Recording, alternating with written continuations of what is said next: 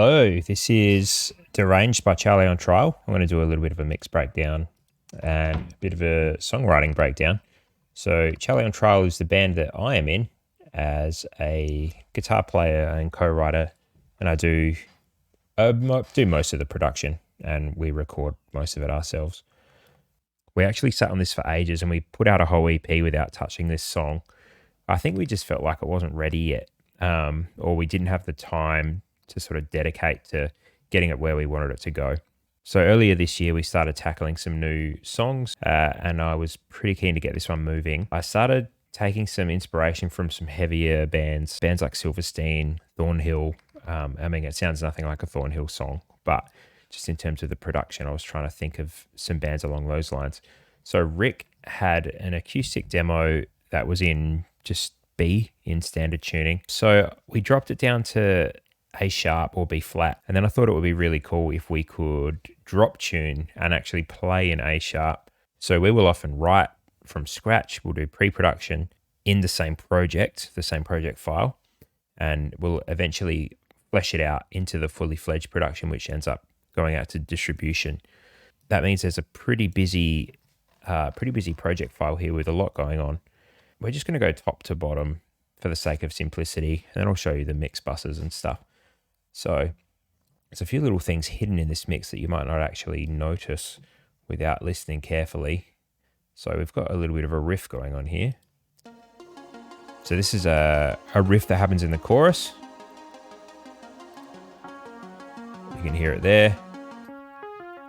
Sounds pretty intense by itself, but in the context of the mix, it's just helping that guitar riff push through.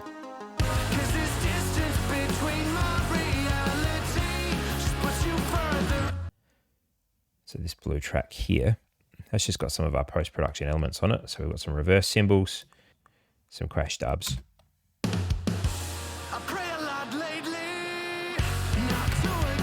Looks like we got some more crash dubs and some risers here. I think actually this might be a boom.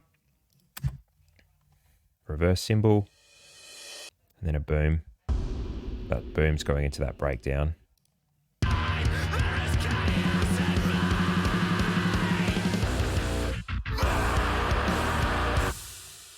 Now you can see some program bass here. This is that synth bass that happens in the interlude. We just wanted a more electronic sounding bass for this part. And then later on in the song, we're just using it again for that guitar riff in the chorus. We're also using that synth bass to just push forward the breakdown.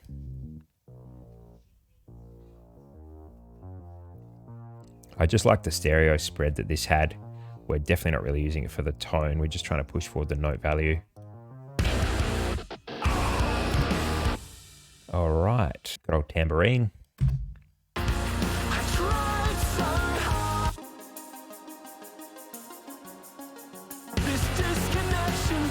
It's pretty straightforward. That's MIDI tambourine, Groove Agent drums. Here we go. So the Groove Agent drums is this electronic sounding beat we've got going in the interlude. You can hear it there. So load up Groove Agent. We went with Ambience Kit, and I think we adjusted some things within Ambience Kit just to get some tones we liked. So that's going along there, and there's also the actual drum kit playing underneath that to kind of flesh it out. We just dropped the volume there through automation. Here's the drums. So as you can see, they're MIDI drums. Rick played on an electronic kit. It's just more practical for us to use MIDI. Given that we are a working band, we don't get studio time. We do everything ourselves. A lot of the time, we're writing bits and pieces of songs, leaving them for 6 months and then coming back to them. And this is exactly what we did with this. Rick wrote a majority of these drums himself and played it on a kit just along to a scratch track. And then, literally a year to 18 months later, we've come back to it, done a little bit of editing and quantizing, written some new parts based on some parts that I wrote or modified. And here we are. So this is the drum MIDI here.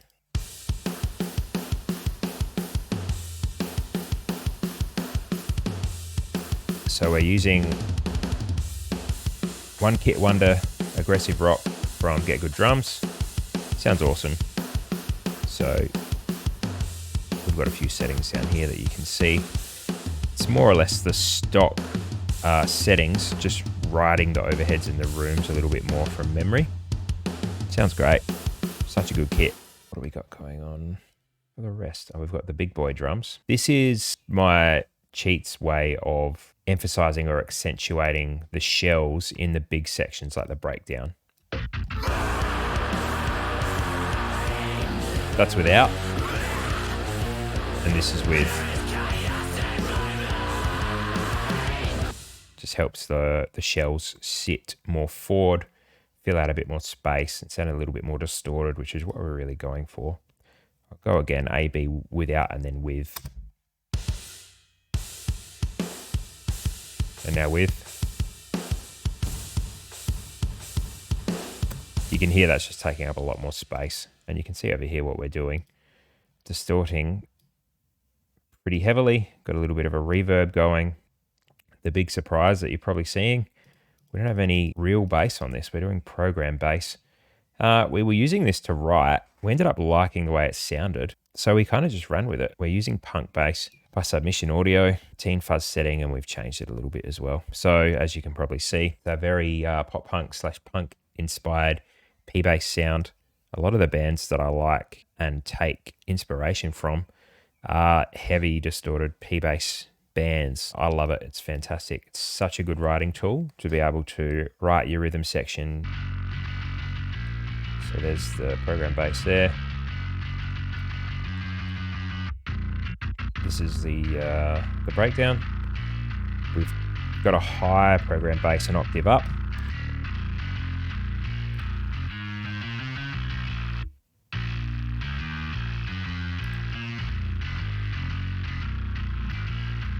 And when we get onto guitars, you'll see there's about 1,000 copies of that riff. This stuff's running into a bass bus. So I'll show you what the bass treatment is when we get to that. Guitars, there is 1, 2, 3, 4, 5, 6, 7, 8, 9, 10. I don't think we're using these on this. Oh no, yes we are. 9, 10.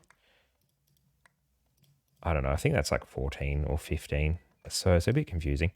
All right, I think this was a low tuned rhythm guitar. Yep. Pretty straightforward.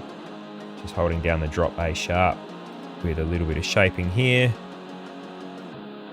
Filthy mids being cut out. The usual low and high pass, pretty intense low and high pass there. Not letting a lot through. Here's our left and right guitars. Cool. Now this was definitely Archetype Nolly. I'll show you what the settings probably look like in just a sec. Same thing again, shaping, some multi-band compression, cleaning up the mud, and then flattening it out with CLA 3A. We quad tracked the rhythms, which is something we've never done before. Turned out pretty sweet though. So same signal chain in terms of the EQ, multi-band compression, and the flattening or the compression limiting. This is what I used for these two quad tracks here. So the Tube Screamer Flexi sound from Archetype Nolly, which is what a lot of the new Charlie on Trial stuff is. It's just this setting. And then when we want to add different textures and tones, we either add tracks or change up the amp. So what do we got going on here? This is where the breakdown is. You can see we've got 1, 2, 3, 4, 5, 6, 7, 8, 9, 10. For some reason, we felt like it was necessary to have 10 guitars doing the same thing. I really wanted this to be a sort of filthy swarm of bees kind of breakdown. Not particularly tight, just kind of sludgy and loose with a really cool riff.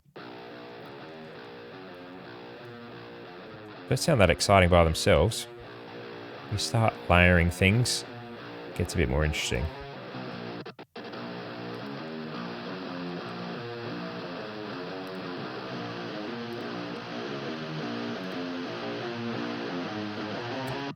Let's see what these ones are.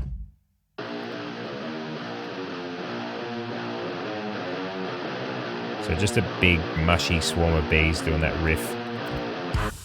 I think some of these are high. There you go. It's pretty obvious that that's fake. That's just been done in post. Just an octave up to try and help that note value push through. Sounds pretty hilarious. And then the obligatory droney riff. Metalcore.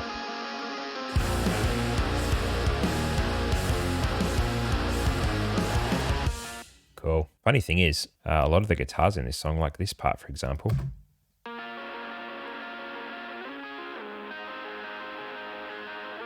and even I think potentially these guitars up here were actually what I would call the pre-pro guitars, and they were recorded direct with a Line 6 pod with just some generic sounding preset, and they ended up sounding awesome. All right, let's look at the screams. I think we'll do this part because this is the most exciting part. I think this is Rick's big mind scream. You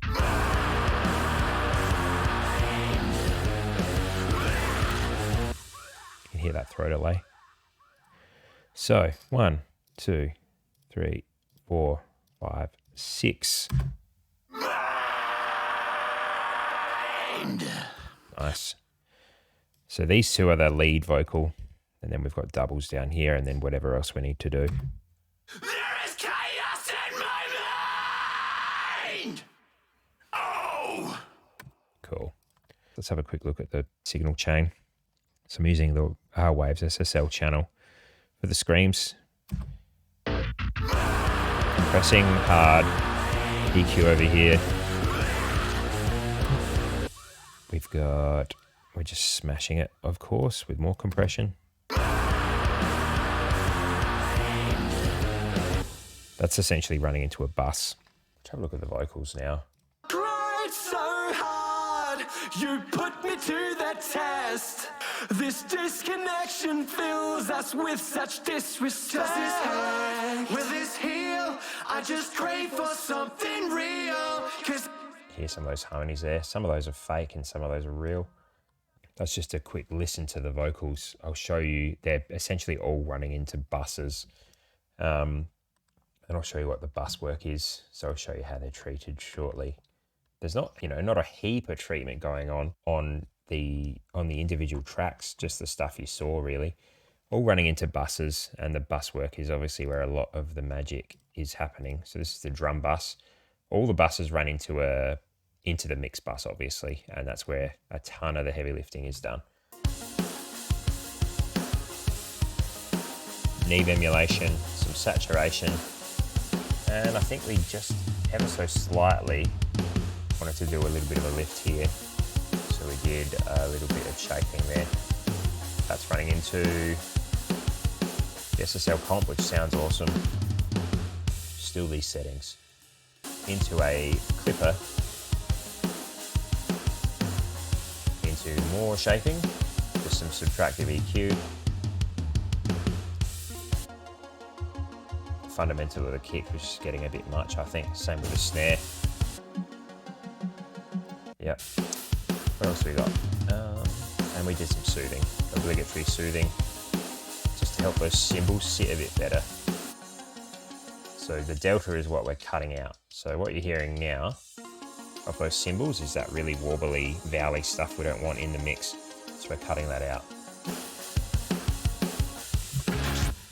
Bass bus.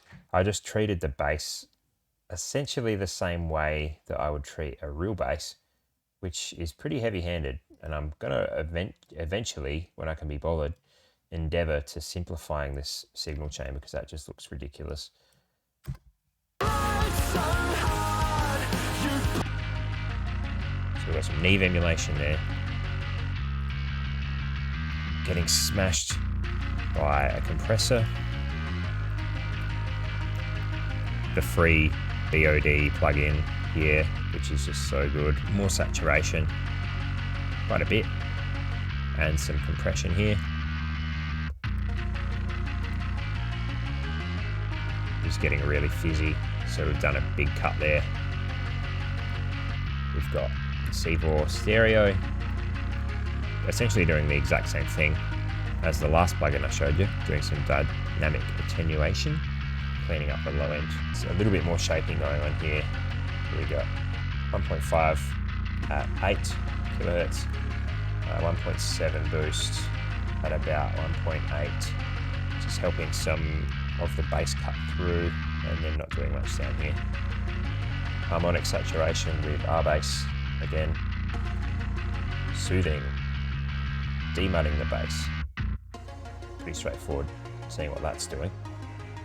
Cutting these regions here. Brick wall limiter, just holding it in place. Final little bit of shaping at the end. Left and right guitar bus, let's have a look at this. So this is just the rhythm guitar bus. Cleaning a little bit of fizz, not doing a whole lot there. This was just to get a little bit more top end bite out of the guitar, using the revival, not doing much with thickness, but riding the shimmer a little bit.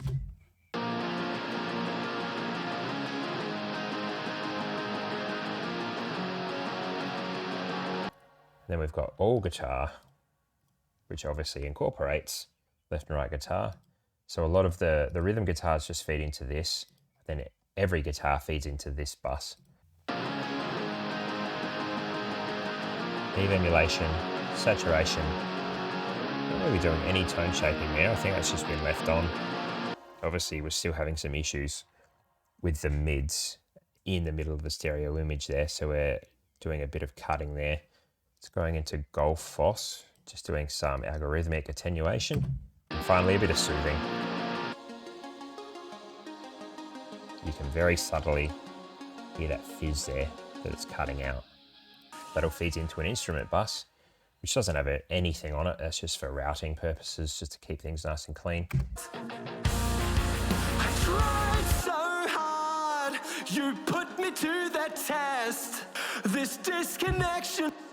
So let's look at Jared's bass here. Rick's is very similar.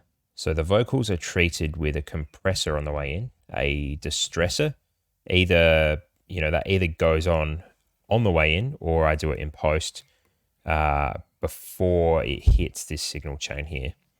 And I'm normally aiming for 10 to 15 dBs of gain reduction. We just slam it pretty hard. So this is the Neve vocal emulation. So hard, you put me to that test. This disconnect. It's just some of that mushy warmth that you don't get in the box. So everyone's tried to create these tube emulation plugins that add that analog vibe. So why not put that on? High pass filter. Disconnection fills us with. That's all that low stuff it's cutting out. Just don't need a lot of that information. We have the SSL channel. So here is your opportunity to steal some settings for vocals. A bit of the old 8K boosts, which is pretty standard. What are we boosting here? Some of the mids, and then a little bit of a cut around 200. Obviously the shapes of the cuts are different to, doing it like this, which is more exact and surgical.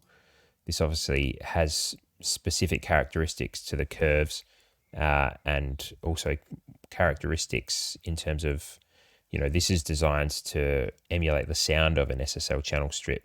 Test. This disconnection fills us with such Getting smashed with the compressor, going into a de-esser. Such disrespect. Which is doing a fair bit of work. Got fresh air. This adds some top. Adds a bit more of that air to the vocal. I tried so hard, you put me to that test. This disconnection fills us. You just got to be careful with this one because it's got a bit of a noise floor that can creep up on you if you are putting it on too many tracks. But, it's weird. You sort of aggressively DS and then the de-esser flows into this where you're kind of adding back some of that air that you lose by de-essing, but it's kind of cutting out some of the really whistly stuff that you don't want to keep. And it's kind of just adding back that layer of air that we end up taking away. That's going into a brick wall limiter, which then runs into some saturation. fills us with such disrespect. I find this helps it sit forward in the mix. Having this on just adds a subtle distortion. It almost makes Jared sound like he's eating the microphone. Like with it off, it sounds like he's standing a couple of feet away from it. It just brings him forward in the mix. Soothe, as always. One more brick wall. And some more subtractive EQ there. Screen bus, let's look at that. That's kind of probably going to be more interesting.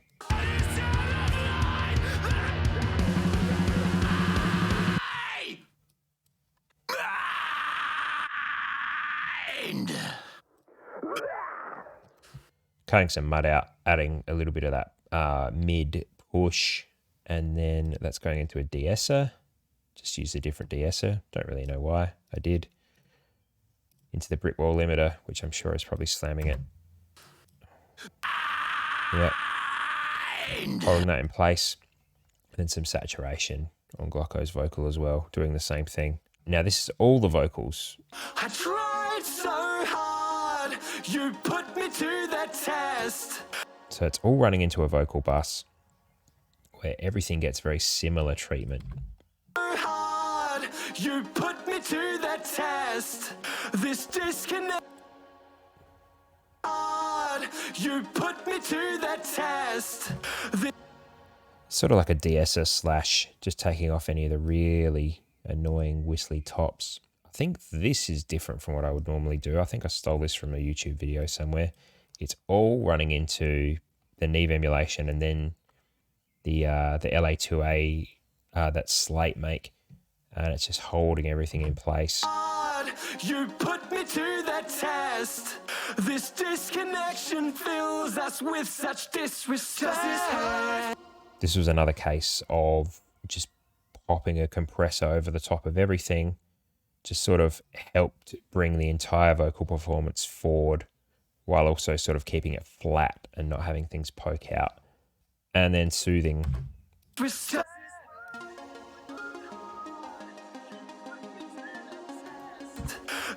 Mix bus. This is Golfos, just right at the start of the mix bus. Doing some attenuation, turning up some lows. You can see it working on the vocal.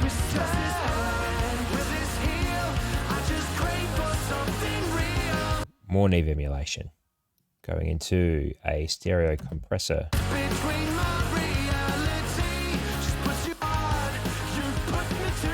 Mix just falls apart without it. It runs into this old saturation machine.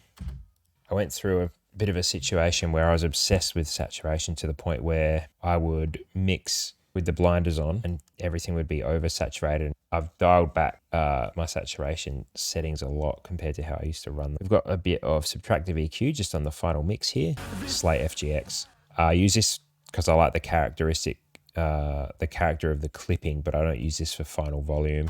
Runs into the mastering chain here, which is where a lot of the final shaping really takes place. Not that we're doing a whole lot, we're doing a few EQ changes here, but also this tape equalizer setting is a big part of how the new mixes have been sounding. It just sort of adds a glassy top. It's not as mid forward, which I like, churning my mixes out like that. But then, ironically enough, when we send this stuff off to mastering, some of those mids get put back in, but they seem to get put back in a more elegant and selective way, which is the joy of sending your mixes off to a professional. They end up fixing problems you didn't even realize you had. And just finally, for the sake of the video and for sending out demos, and when I do mastering for people, I use Pro L2, which we've been running into for this video. See the settings. Loudness settings on the right.